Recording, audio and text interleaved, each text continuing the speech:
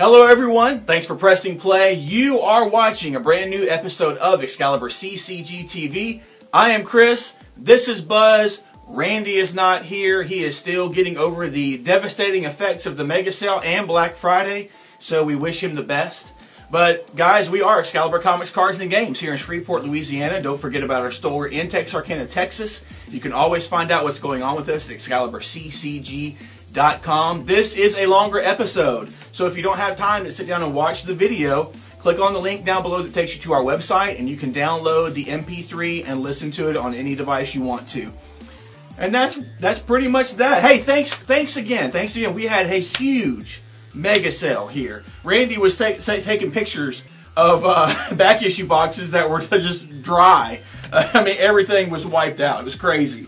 It was really crazy, and we had so much foot traffic in here.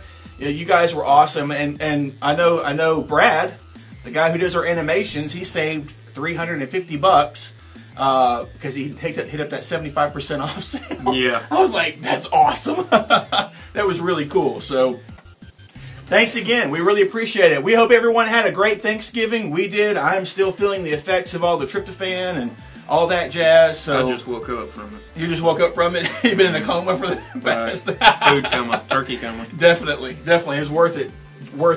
And also, before we move forward, PT Steelers left an awesome comment on last week's video about the 3 things that he was thankful for. And PT Steelers, I will be in contact with you. I liked that comment so much that I'm going to be sending you something. Especially your second comment about Scott Snyder and Greg Capullo going to bat for keeping the price of Batman down at, not increasing the price to $4.99 but keeping it at $3.99. That was a great observation and a great reminder of what's been going on. The prize you're going to get is a singing telegram from Randy. That's where he is right now. We didn't want to spoil it, but he's about to knock on your door in 3, 2, 1.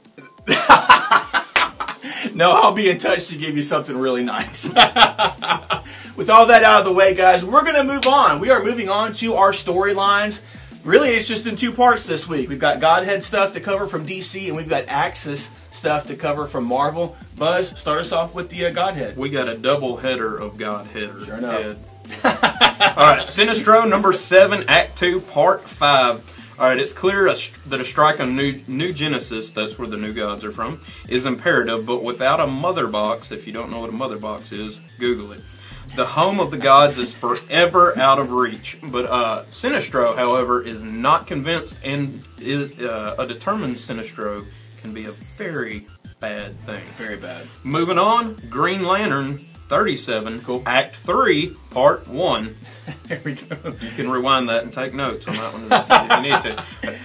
Hal Jordan has to enlist the help of one of his greatest foes, the Black Hand. He was in charge of the Blackest Night back in the 2 years or so ago, whatever that was. But anyway, or else watch the universe fall, which may not be a bad thing, considering he has to team up with the Black Hand. But yeah, exactly. But the army of new gods is growing, but getting Black Hand to help him and getting him to help the way he needs him to are 2 very different things. Exactly. Kind of, yeah. Kind of got 2 out of control elements in both of those series going on there. So, hey, if you guys are reading the Godhead storyline, let us know in the comments below. I want to know what you think of it. I'm going to go ahead and move on. We got several Axis titles to cover. We got Axis Revolutions number 3. This is the companion series to the main Avengers X-Men Axis, where it spotlights the different Avengers or the different X-Men that have been inverted. But this one takes a look at She-Hulk as she breaks the law. It looks at Sandman as he reaches out to a friend in prison, and also takes a look at Kitty Pryde as she robs a bank. That should be interesting. That She-Hulk and Sandman probably has something to do with the Fantastic Four. I was wondering that too. Because you guys really love that. Break them up. Oh, really? Okay. Very cool. Moving on, we've got all new X Factor 17. The X Factor team have stolen the nuclear football from the president. Now they have to handle a direct attack on Serval Industries. Also, Quicksilver is kidnapped. Who can kidnap Quicksilver? The Flash. Yeah, you got me there. I mean, come on. How does that even happen? So that should be interesting to find out because, I mean, seriously. Moving on, Deadpool 38. Deadpool has gone zen.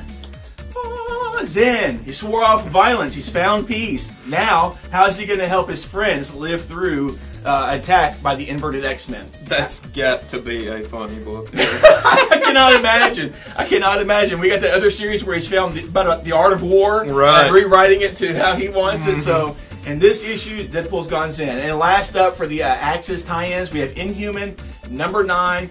This takes a look at Medusa as she becomes a very different Inhuman leader or ruler because of the inversion effect. Also, we get to take a look at Intelux Corporation, the Intelux Corporation, and what that is, what's going on with that. And that ties up and wraps up the Axis storylines, and all of our storylines, really. Woohoo! That's what we got going on.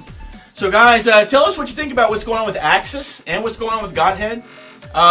Because some of it I'm on board with, some of it I'm like, meh, you know.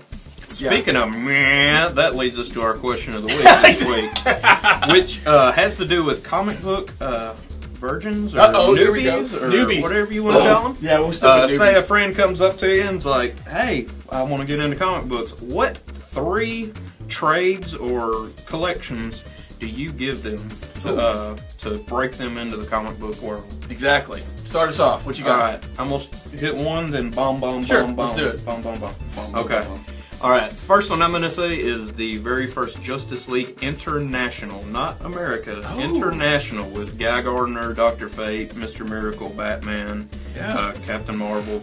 It's like a 5-issue little intro to the series, but I mean, the stuff after that, it brought a new humor to the Justice League, and it's got the epic Guy Gardner versus Batman fight in it, and it introduces Booster Gold into the Justice League, and with Blue Beetle, they became like, you know, buddies throughout the series and everything. But it was just a real, I mean, probably my favorite Justice League storyline ever. Seriously. Yeah, I mean, the Giffen wrote it, and just Kevin McGuire on art. Oh man, it was a masterpiece. Still to this day. Guy Gardner's got the Chili Bowl Lloyd Christmas haircut. Oh, yes, he does. It will never get better than that. That was great, man. And that's you went classic on me like that, man. That's they're cool. All 80s or 90s. Yeah, all of mine. Childhood stuff here, baby. That's cool. I guess mine are more newer. So up for me. If a comic newbie comes up and says, "Hey, I want to get into," I think I would give them the first volume of the hardcover collection of the first volume of the Ultimates by Mark Millar and Brian Hitch. And honestly, nowadays, that's what you're seeing on the big screen. Is they're really pulling more from the Ultimate Universe and kind of intertwining it with some of the classic Marvel U stuff. A lot of good miniseries there, like 12-issue series. Yeah, it was like both of them did. Yeah, Hitch and Miller together. Yes, they did all that together, and it was great. The first one, I mean, the second one's great too, but really the first one really set a standard there. So I would definitely get a hardcover collection and say Merry Christmas. What's next for you? I'm going to go with Avengers Under Siege. It was I believe this took place in the 80s, but the team consisted of Captain America and Thor, which they'll probably be familiar with from the movies. You know, Iron Man wasn't on the team at this point, but other members are like Black Knight, Captain Marvel, not the one you're thinking of. This is Spectrum that was with Next Wave and is now with the Mighty Avengers. Right. Got Hercules, Jarvis as a human being. I don't know if Jarvis is still even in the comic book right now, but I haven't seen him in a while. Anyway, very, I mean, just emotional story here. I mean, Hercules is beaten into a coma by the Masters of Evil, and he's in a hospital, and like Ant-Man and the Wasp have to defend him from like the Absorbing Man and like Titanium. I mean, just like impossible odds. And at one point, Captain America and Black Knight are like helpless to help Jarvis as he's being tortured by Mr. Hyde, and it's just dude. Baron Zemo's in it. He's like the mastermind behind the whole deal. But it was like just the best Avenger story ever. That's great. I've read that. It's been so long ago. That was a great storyline. Yes, that really was. Oh man. Next up for me though, another volume that I would give to somebody is the first volume of The Authority, Warren Ellis and Brian Hitch. That was another groundbreaking series that set the tone and the precedence for so many other things that came after it. I mean, it was great. It was just... Did you like Miller's run after that? I did, because Miller and Frank Quitely came on board after that and tied up the rest of that volume of the series very well, because that only ended up going 27 issues total, and then they tried to do some other attempts of it afterwards, but nothing compared to what was originally done. And you saw like a grown-up Jenny Sparks in the first story arc, and then a child Jenny Sparks with the Miller run. Exactly. Pretty neat to see what her character consisted of too. Exactly. I love the characters of them just being the concepts. You got the engineer, and you got Hawksmoor and Shin and the Midnight and Apollo. I mean, just all of that. That was great stuff. And it introduced the first like homosexual couple in a comic book that I'd ever really know of, aside from like North Star or something like that.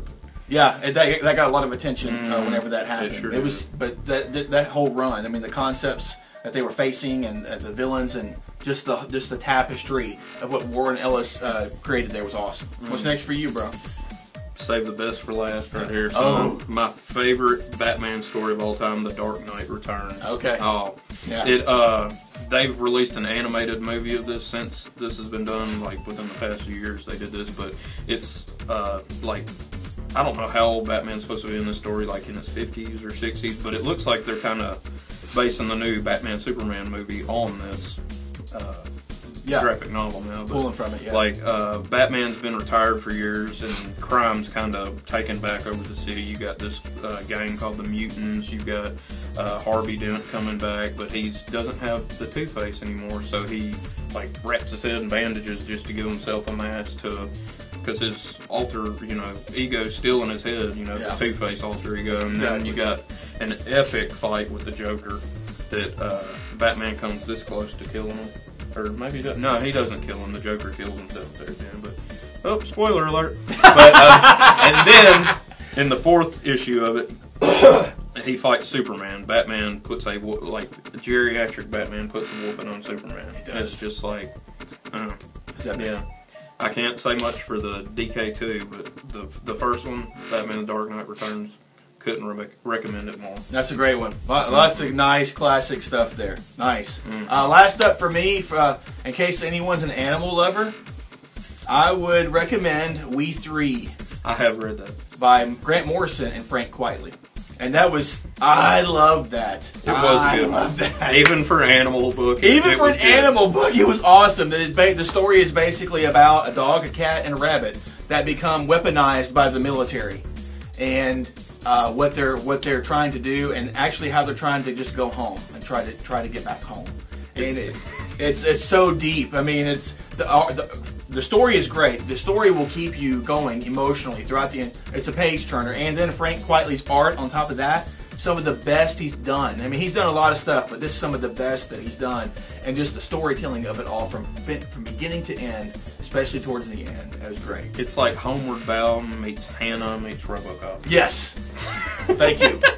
I mean, and on top of that, it's super good. So, those are our 3 recommendations. If you have someone that comes up to you this Christmas season, and they're like, hey, I'm kind of interested in a lot of comic movies coming out, what's some good stuff to check out? Those are our top 3 recommendations right there. That's stuff to turn them on. You tell us in the comments below what you would recommend to somebody that's a comic newbie that wants to get into comics this Christmas season. We'd love to hear your suggestions. Good man, that Justice League, that is awesome. That was really good.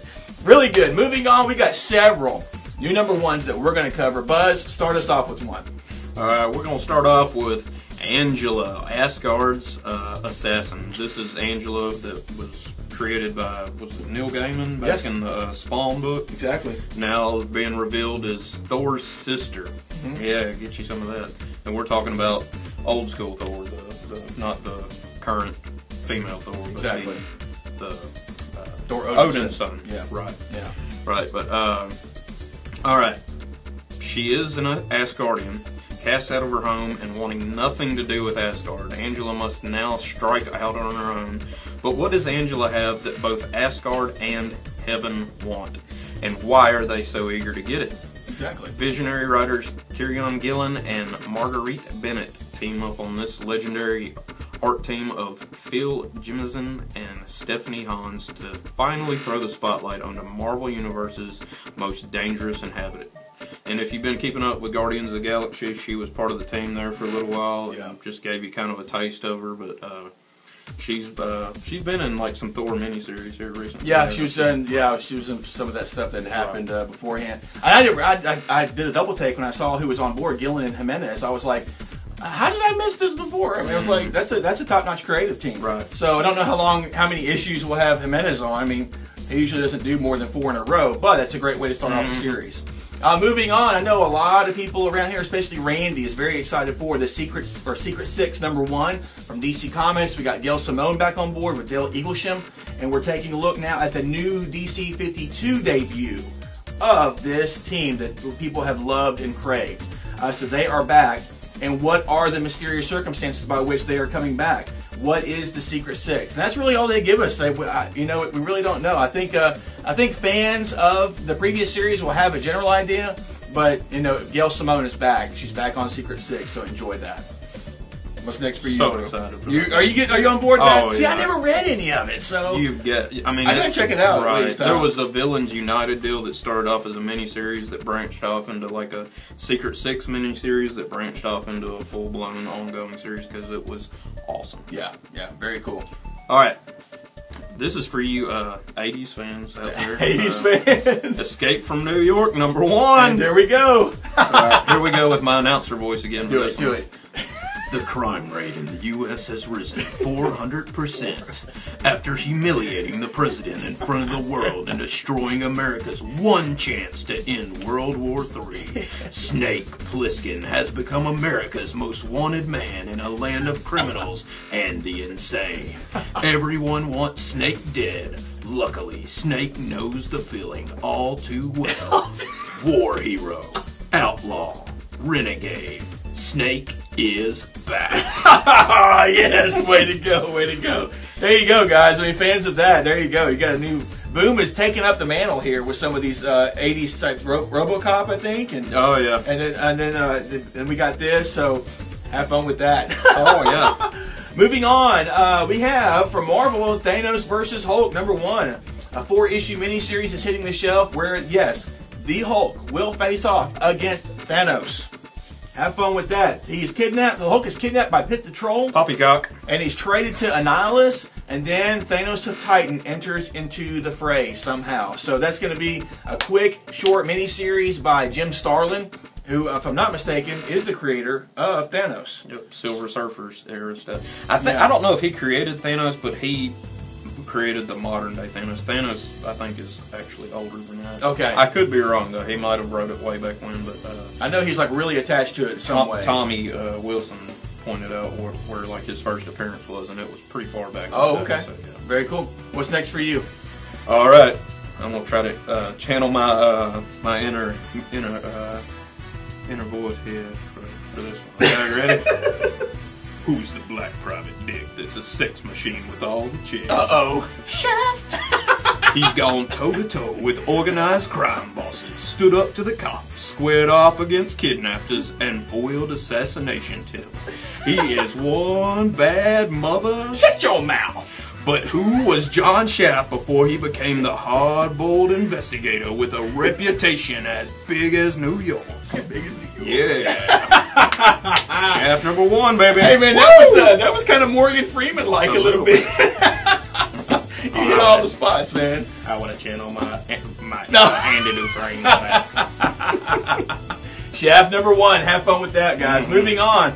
Wolf Moon #1 by DC Comics /Vertigo. This is Colin Bunn and Jeremy Hahn teaming up together to tell a different type of story about the werewolf genre. We take this series, it's a 6-issue miniseries that focused on Dylan's chase as his family was slaughtered by a wolf and his life changes from that point forward. And with each full moon, he comes closer to finding out who the monster was that killed his family, but in the process, is he becoming more of a monster himself. So this 6-issue miniseries from DC Comics is going to take a look at that, and I'm on board. I want to check it out. I'm on board for different takes of the familiar horror tropes. So checking that out. As long as there's no sparkly vampires in it, exactly. I'm home. I'm out of that. So yeah. What's next for you, bro? That's all my number all? one picks of the week. Yeah, we have some honorable mentions up. I mean, yeah, some real quick things. Hellboy and B.P.R.D. number 1. This is going to be by Mike Mignola and Alex Maleev, taking a look at some of the earlier adventures of Hellboy teamed up with the B.P.R.D. Also, Crossed Plus 100 hits the shelf this week. This is Alan Moore returning to a monthly series with art by Gabriel Andrade. And this takes a look at the Crossed universe 100 years into the future. A survivor, a woman, is taking a look and trying to archive the history of the Crossed, and because they haven't seen them like in years. And then they show up, and that's where this goes, and proceeds from that point forward. And also, Army of Darkness, Volume 4, number 1. Number 1. Ash in Space. What more can you say? That's all you need to say. That's it. That's great stuff right there. Right. That's it for the number 1s, guys. That is it for the number 1s. We are going to move on to our favorites now. These are the comics that are at the top of our stack. The Wednesday we pick them up, and we usually read them first. But before we do that, spoilers are ahead, because we are going to tell you about our favorite issue from last week. Buzz, what was your favorite from last week? I like Captain Midnight. Okay. I like Judge Dredd. Okay. I'm going to go with the new book, Gotham by Midnight, number 1. Yes. You got Ben Tipple-Smith on the art, which was, you know, if you've never seen his art, it's a one-of-a-kind art. It's like Sam Keith with his stuff, you know, on the Max and his Wolverine stuff that he's done. But you've got, what's his name, the Spectre? What's his Jim name? Corrigan. Jim Corrigan.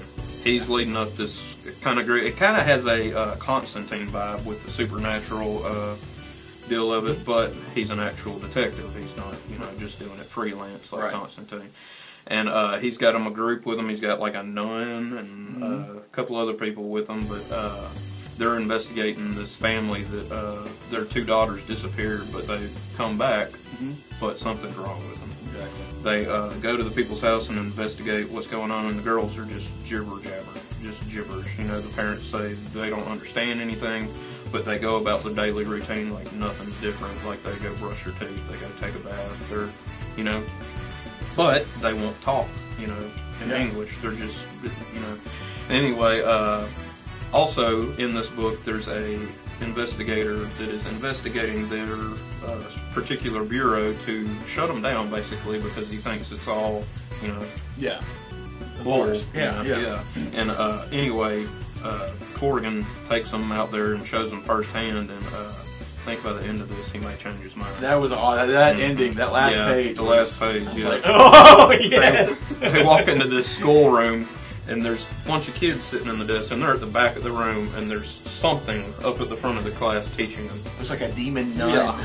Yeah. And this is like in a schoolhouse out, like in the marsh, middle of nowhere. in the wood. Right. It's like, oh man, the kids at home were speaking supposedly in a dead ancient language or something like that. So that was a great choice. That was a great choice. For me, my favorite, since he took that, I'm going to definitely go with Lazarus number 13. That was a fantastic story. We got to take a look at more of, so much more of the emotional and human side of Forever Carlisle in the series. Plus, she had to do something very drastic per her father's order, and it was awesome. So those were our favorites from last week. Moving on, we're going to talk to you now about our favorites coming out this week that we're really looking forward to. Buzz, go ahead and start us off. All right. We'll go with Nailbiter number 8 here. Joshua Williams got 3 books coming out. I'm in heaven. Man. I'm in heaven. Man. It's good stuff. Yeah. All right. Bees! Since the beginning, the Nailbiter's hometown has been plagued by bees. Yes. And maybe we'll get an answer to what these bees are doing. Are they responsible for creating the serial killers? Oh, seriously. That's a nice little twist there.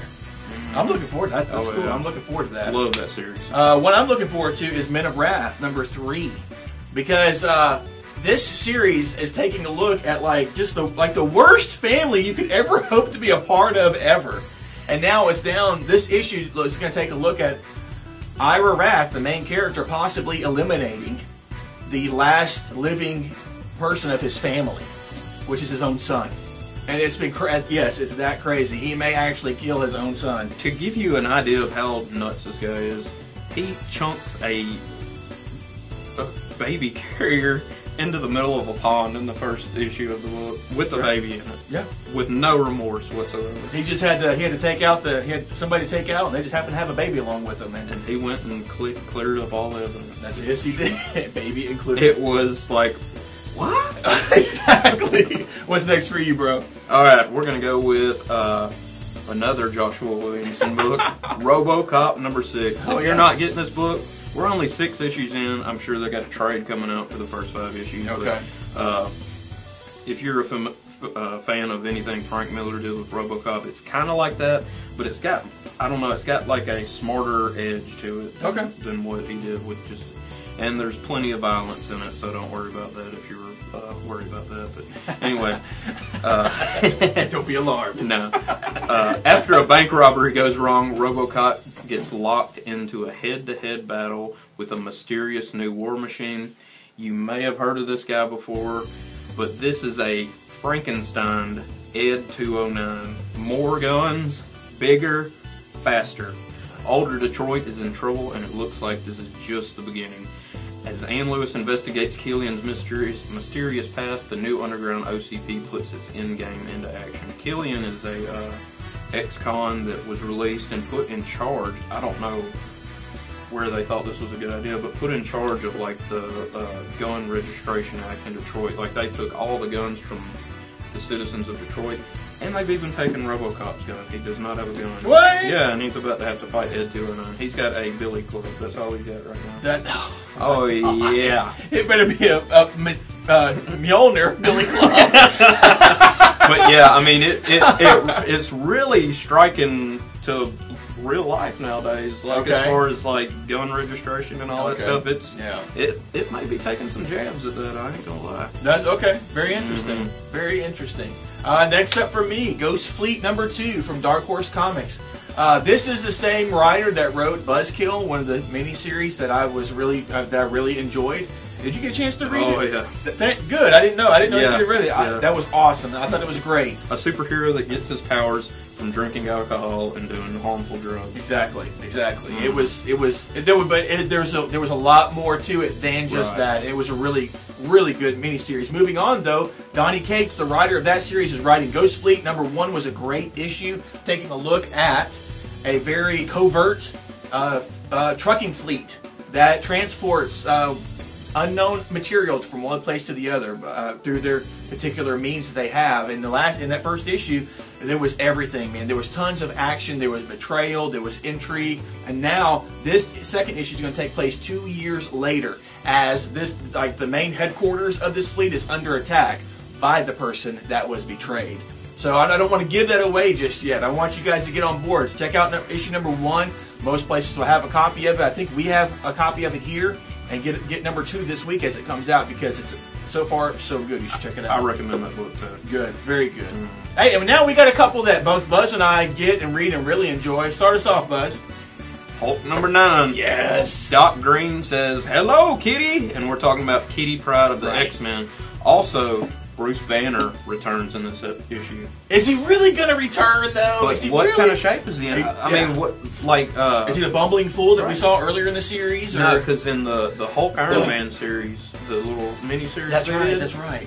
That's where he took the extremists, like Bruce Banner took the extremists. That's right. But the Hulk was still kind of, during there. So do you think Kitty's powers are going to mess up extremists? I think it's going to short circuit something in there, because don't her powers short circuit any kind of electrical in most cases and stuff? So maybe it might just turn him back into Bruce Banner. I don't know. We will see. Very cool. Very cool. It never will.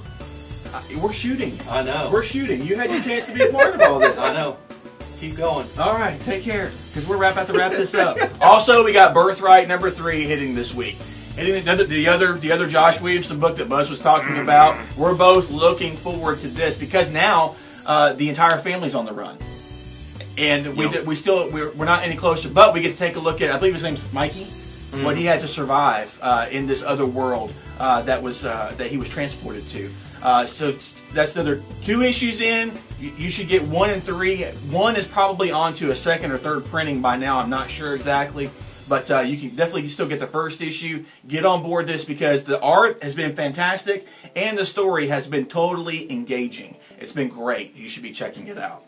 And lots of questions still on it. Still a ton of questions. What is going on? And like some of it for this particular series, like in that last issue when they went to that village, it was like those people were putting on a show to make Mikey feel like he was supposed to be this chosen one or something. But he he took off, and you don't know how much of it is real or if they're just, I don't know. It seems some of it seems like a bit theatric.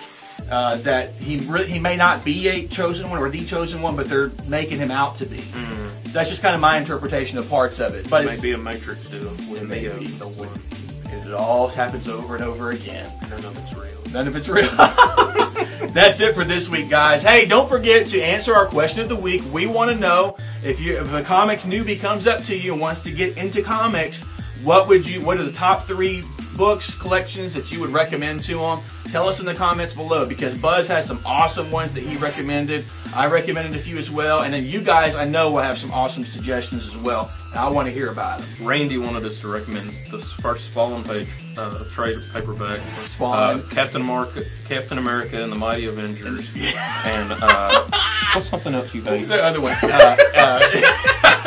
Let's stop right there before we start losing sales. I'll tell you. For me, You're not on camera. You're not on who cares? camera. People can hear me. This is Randy. Yeah, you can hear me. Make You it know quick. my voice by Randy, now. Randy. He's in his. Where are you? Fables, Strangers in Paradise, and Saga. Those are 3 that I would recommend. Oh, that's amazing. Voice of For the people listening to the MP3, they're never going to know. Randy's not in the room. You're such a comforting voice, though. It's so soothing. Guys, that's it for us. We're out of here. Thanks for watching. We really appreciate it. Be sure to subscribe to our YouTube channel. Give us a thumbs up. Also, follow us on Facebook and Twitter. The links are down below. We really appreciate you watching. We are at the cusp of 500 subscribers. Again, yes. We were there, but some jackhole deleted us. Exactly. So please, if you enjoy what we do and stuff, please share the video. Say, hey, these guys put out a pretty decent show every week. Check them out. And that's it for this week, guys. We are Excalibur Comics, Cards, and Games here in Shreveport, Louisiana, as well as in Texarkana, Texas. You can always find out what's going on with us at our website, ExcaliburCCG.com. Thanks for watching. Until next time, be safe, take care, read great comics, and we'll see you in our next video. Bye-bye.